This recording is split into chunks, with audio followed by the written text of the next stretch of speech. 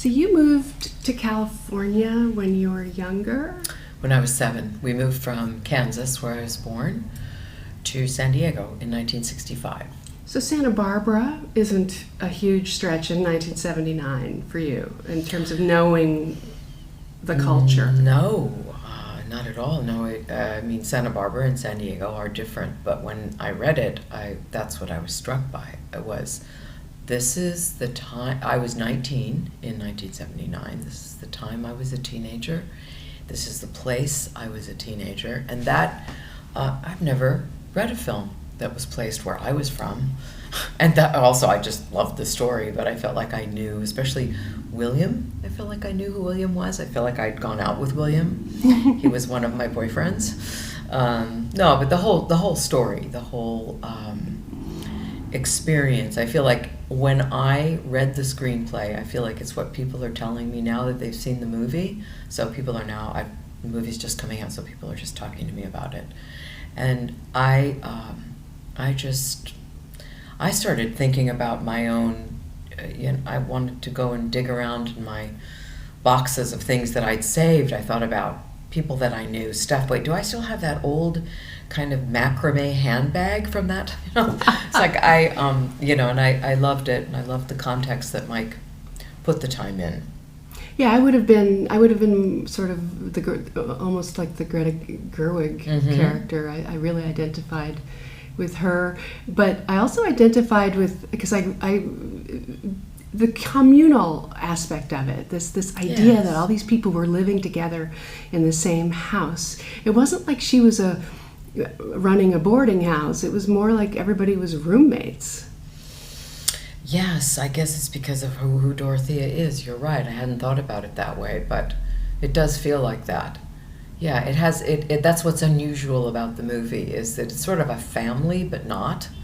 And they are all interwoven, but there's a lot of tension as well. There's a lot of ache and longing and kind of people trying to connect.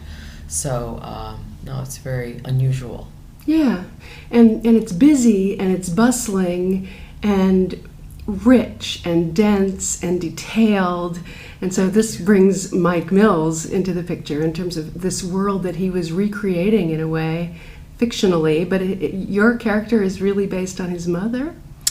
I think that's the point of departure for him, was his mother, and we have talked a lot about his mom, and clearly Mike's uses his autobiography and his kind of inner search as a way of making what he makes. So I think it rises above just him being interested in his own story, but really investigating, wait a minute, who was my mom and who was I in relation to her too? Because I think both things are happening. I think the kid is investigating his mom, and then the mom is also in some ways, I think, trying to see her child, especially as an adolescent. So, but no, it's definitely his mom, and that's where it's all started. And the story took many turns that her life didn't take, but yeah, I think it was about Mike's investigation of his mom.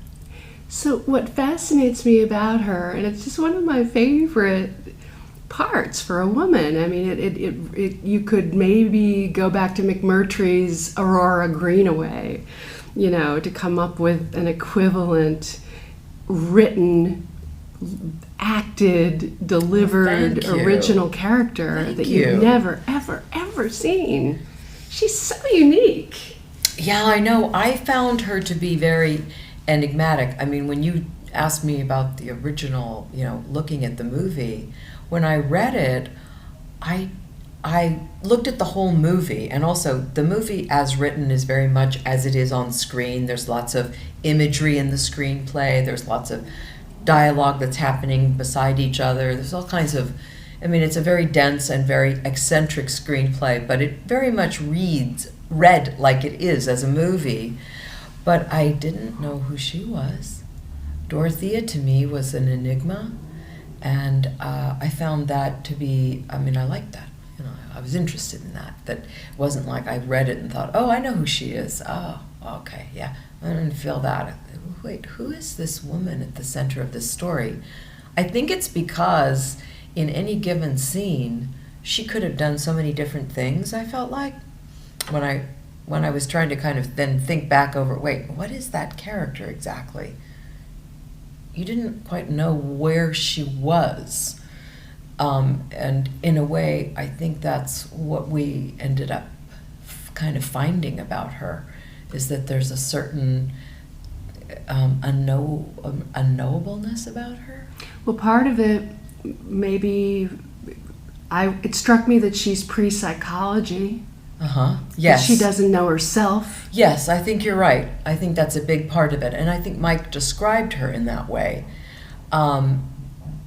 You can generalize about that generation and say, as a generation, that's probably true of a lot of those people. They had too much to do. There was too much going on for many, many reasons.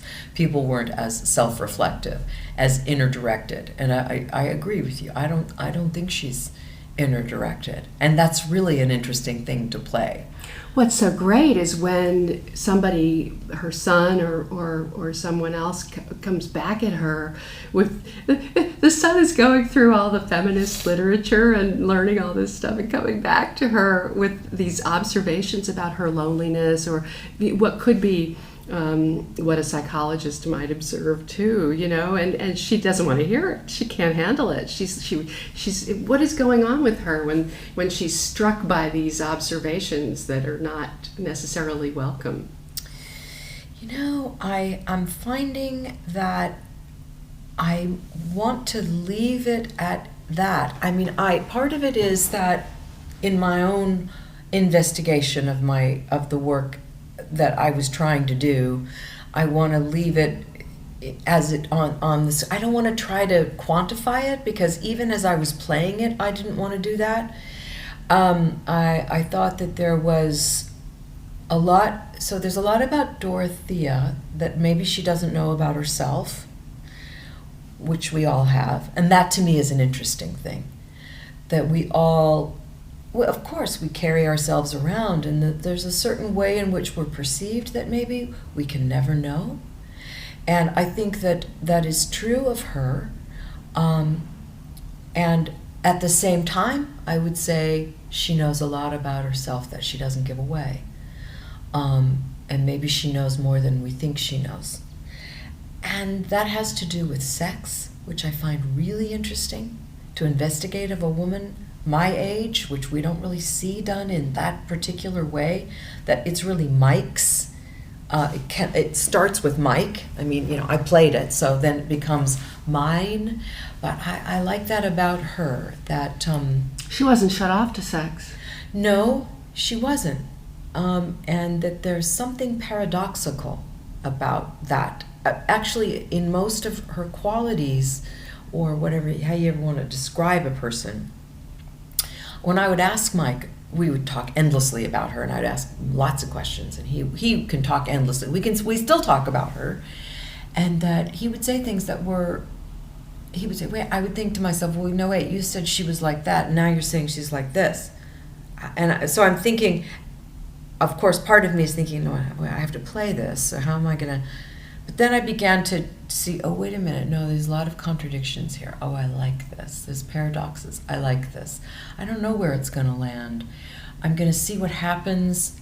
And that certainly happened as we were shooting, where I wasn't quite sure where she was emotionally in any given scene. Sometimes I kind of knew, but then things would happen, and working with him, and then... okay, so is that kind of the direction that I should go? Should I go more in this direction? And then sort of trying to surprise him. And did you do a lot of different versions of things? We did. Yeah, in some cases we did. Yes, and he also let us improvise. So if there was time, we would have shot it a lot, and then he was okay. Now just say whatever you want to say, and things like that. Every once in a while, something would come out, and. But she's also interacting with all these other people, and there's arcs of relationships that are moving all the way through. So there's the Greta relationship, which changes her role toward her, changes as she learns more about her. Yes, I love that about the movie. And I also, not only are the three different women very complex in a way that I don't know that I've seen. There's a teenage girl. She just has no cliches of the 16-year-old that you've ever seen. She has such the Elle Fanning character. Yeah, the Elle Fanning character. Who's sleeping with the sun, but not sleeping with the sun. Yeah, I mean, all of that is so interesting to me, and Greta Gerwig's character as well, Abby. But then the way that the women interact, I also find surprising.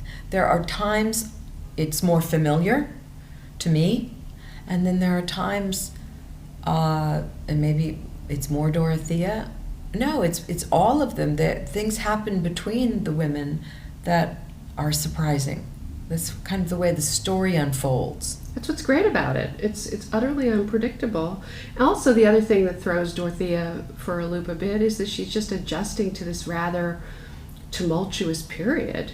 I mean, there's so much going on around her that's new. That's right. I think that's a big part of it, and I think that's what Mike was writing about. And I find, just even since the election, I'm going to see the movie again tonight, and I've seen it, I don't know, a couple times. So I'm going to see it tonight, and I'm just really curious because there's a lot in it about the politics of the period, even though it's not an overtly political movie.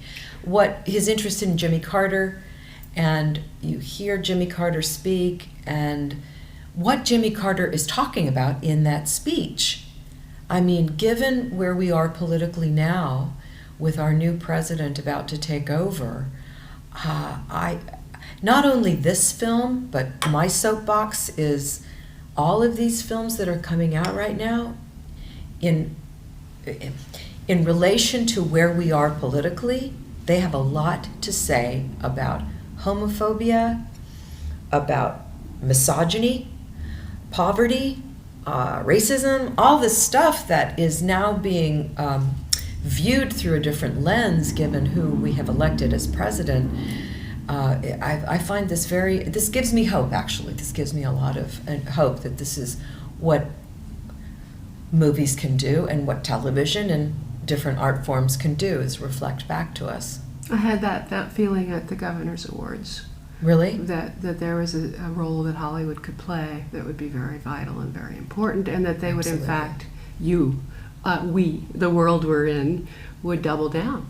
That's right. We, meaning people that make films, people that write and cover the media and films, and what you can synthesize from what you're seeing, and how, what that says. But the other thing that's great this year is that there's so many great roles for women. There are more than usual. You're in a very competitive group of fabulous performances that are vying for various award slots and things.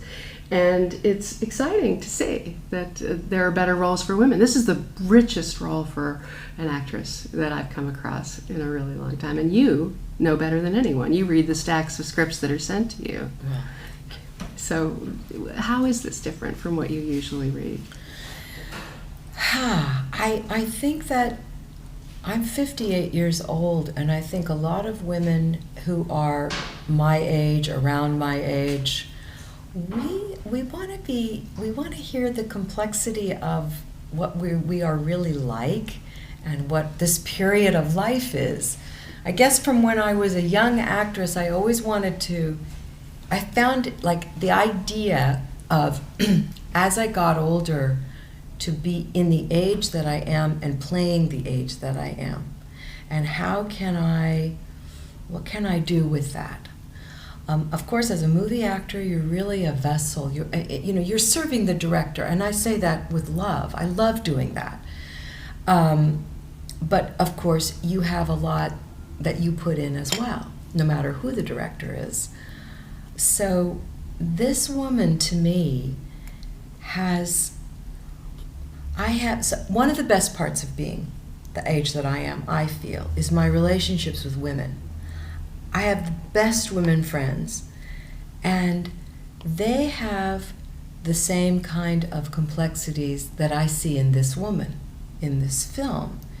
There are contradictions, there's all kinds of things going on in their private lives, with their lovers, with their husbands, with their girlfriends, with their children, and with their parents. And I don't often see that in a story. We're sort of spoon-fed this other version of course, all the cliches about how the culture sort of conditions us to feel, or that we're supposed to feel. A lot of us don't feel that way. So, but I like that about Dorothea too, because she's not easy. And she doesn't always do the thing you kind of want her to do. No. And in creating her, you went all the way with the smoking, with an unglamorous look, and very vanity-free in terms of not wearing a lot of visible makeup at any rate. To talk about, and also you dove into the neediness, the loneliness, the insecurity. She was feeling so many things. Yes, I mean, I guess within the context of Dorothea and the story and everything that's going on, I think she is seeking freedom. She's seeking inner freedom. And I am too. I mean, I think that that's one of the gifts of getting older, is that you have life experience, and I've been through a lot, we all have. But the inner child, or the sense of wonder. When I started in the theater, my mentor was a guy named Bill Ball at ACT in San Francisco, and he was a real character, and he was an idealist, but he did talk about that one of the responsibilities of actors is to maintain a sense of wonder.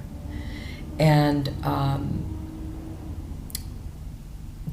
I think that in the work, then, there is that opportunity, to have fresh eyes and to see the world in a fresh way with every different story that you get to tell.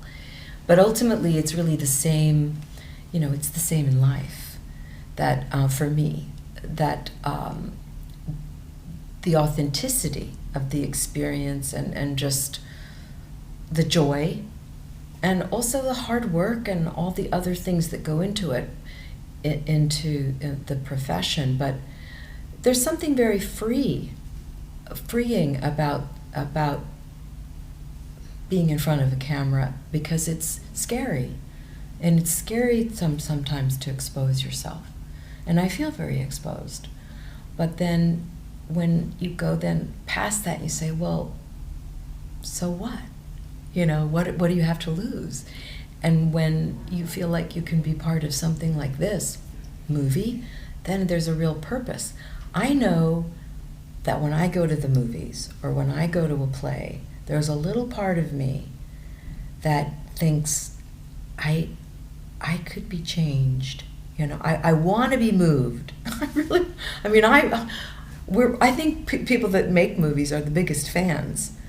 And so I want, what you really want is to be moved. Not only laughter, but you want to be moved, you want to cry, you want to laugh, you want to be touched, you want to be sucked into out of your brain, out of your world, into another experience.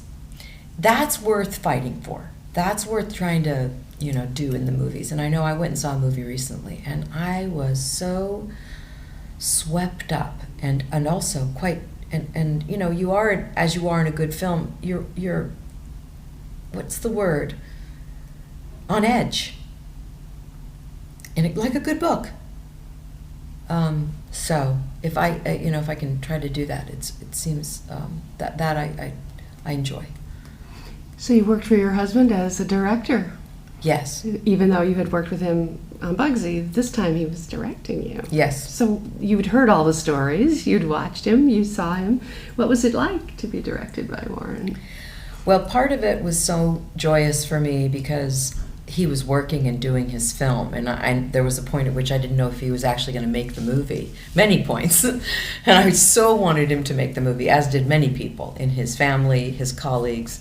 But he wasn't going to do it until he was ready, which of course is what's fantastic about him too. But we were, come on, make the movie. So to see him on the set doing his thing made me so happy. By the way, I mean, being directed by him was so fun, and I, of course, I mean, I knew, I expected we'd have a good time, and he was so enthusiastic, and he just loves what actors, he's a big fan, he laughs, do that again, let's do it again, now to try something else, or improvise, or whatever it was. But it was also fun to watch him act, because that's the part of him that really intrigues me. And I noticed it on his other movies that he was directing. I wasn't in them, but he directed movies when I was around, and I noticed there was absolutely no artifice about it. He's just doing something, he's telling everyone what to do, setting lights, organizing things, and then he just walks in. Okay, roll it, he just starts. I find that very interesting about him. And I was surprised this time by a number of things that he did. We aren't in any scenes together, so I didn't interact with him, but I was watching him, and I thought that's very interesting about him. As an actor, and he never talks about it. He never talks about his own acting. He won't. I tried to get him to. I know, and it's a virtue. It's interesting. It's a virtue. He has so many other things he can talk about. Well, he plays so many different roles. Exactly, but it's also a great thing. I mean, the rest of us sort of have to, but he doesn't have to because he has other things he can talk about. I think there are plenty of us who would prefer not to as much as we do.